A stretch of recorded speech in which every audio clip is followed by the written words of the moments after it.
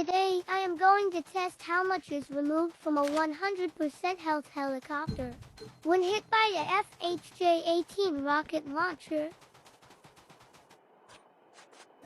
On my way, I encountered an extra from the Fast and Furious crew. The revived flight will arrive in 1 minute. He was a dog trainer from one of the movies. Incoming.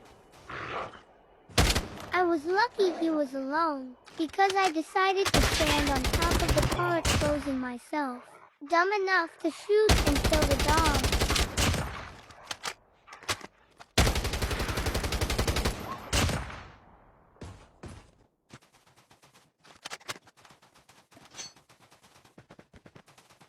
Now, let's test our scenario.